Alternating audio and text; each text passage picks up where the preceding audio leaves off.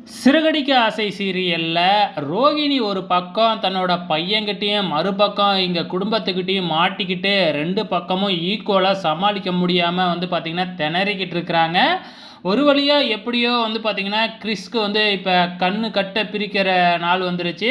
ஹாஸ்பிட்டலுக்கும் அழைச்சிக்கிட்டு போயிட்டு பார்த்திங்கன்னா கண் கட்டை பிரிக்கிறதுக்காக நம்ம முத்துவும் மீனாவும் தான் அழைச்சிக்கிட்டு போகிறாங்க. ஆனால் ரோகிணி போக முடியாது இல்லையா கூட. அதே டைமில் பார்த்திங்கன்னா ஏற்கனவே முன்னாடியே ஒரு ஏற்பாடு பண்ணியிருக்கிறாங்க. இங்கே மனோஜ்கிட்ட எனக்கு பார்லரில் வேலை இருக்குது அப்படின்னு போய் சொல்லிவிட்டு பார்த்திங்கன்னா ரோகிணி கிறிஸை பார்க்குறதுக்காக தான் வராங்க. நம்ம கிறிஸும் நான் கண்ணை கட்ட அவுத்த உடனே நான் அம்மா முகத்தில் தான் முழிக்கணும் அப்படின்னு சொல்கிறாப்புல.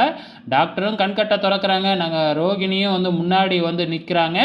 ஸோ நம்ம கிறிஸ் கண்ணு திறந்த உடனே ரோகிணி கண்ணில் தான் முழிக்கிறாப்புல. அதுக்கப்புறம் ரெண்டு பேரும் பாசமாக பேசிக்கிட்டு இருக்கிறாங்க. அங்கே தானே நம்ம முத்துவும் மீனாவும் இருக்கிறாங்க.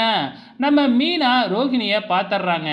என்னங்க நீங்கள் இங்கே என்ன பண்ணுறீங்க அப்படின்னு சொல்லி கேட்கும் பொழுது, ஏற்கனவே முன் ஏற்பாடாக பார்த்திங்கன்னா அவங்களோட பையை வாங்கி வச்சுருக்கிறாங்க நம்ம ரோகிணி. அந்த பையை கொடுக்கறதுக்காக தான் நான் இங்கே வந்தேன் அப்படின்னு சொல்லிடுறாங்க.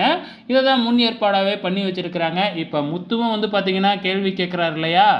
ஸோ இப்போ ரோகிணி ஏற்கனவே பயங்கரமாக பிளான் பண்ணி கொண்டு வந்திருக்கிறாங்க. இந்த பையை கொடுக்கறதுக்கு என்னையை சொல்லியிருந்தாவே நானே எடுத்துகிட்டு வந்திருப்பல, நீங்கள் எதுக்காக இங்கே எடுத்துகிட்டு வந்தீங்க அப்படின்னு சொல்லி கேட்கும்போது, இல்லை இந்த ஹாஸ்பிட்டலில் எனக்கு ஒரு வேலை இருக்குது, அதுக்காக தான் வந்தேன் அப்படி இப்படின்னு ஏதோ மாற்றி மாற்றி பேசிடுறாங்க. ஆக மொத்தத்தில் பார்த்திங்கன்னா நம்ம கிறிஸ் இதுக்கப்புறம் கண்கட்டை பிரிஸ்டாப்பில் ஊருக்கே கிளம்பிடுவாங்க. இதுக்கப்புறம் என்ன நடக்க போகுது அப்படிங்கிறத பொறுத்து பார்க்கலாம்.